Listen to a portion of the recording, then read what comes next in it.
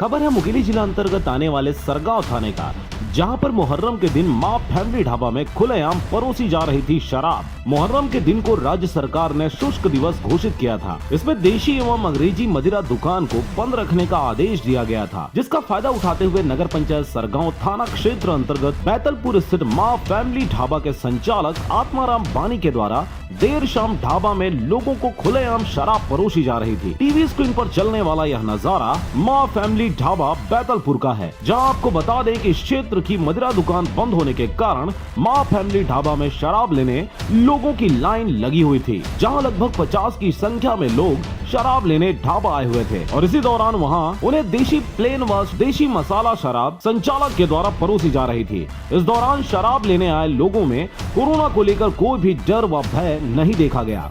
लोग फिजिकल व social distancing का पालन तो दूर दूर तक नहीं कर रहे थे और किसी ने मास्क भी नहीं लगाया था। ज्ञात हो कि बीते शुक्रवार को सरगांव क्षेत्र में 2 कोरोना पॉजिटिव मिले थे।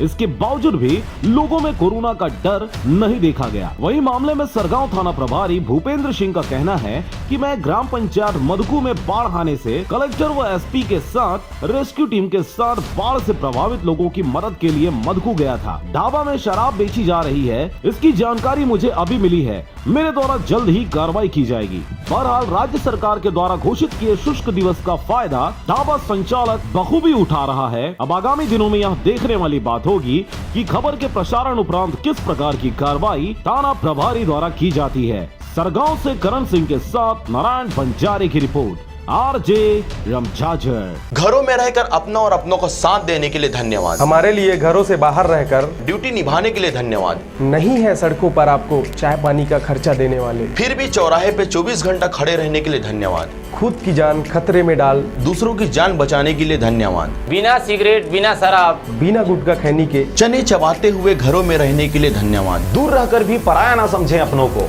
हम भी तड़प रहे हैं आपसे मिलने को। शासन की सारी निगाहें आपको लाने पर हैं। बहुत जिम्मेदारी है राज्य के जिम्मेदारों पर।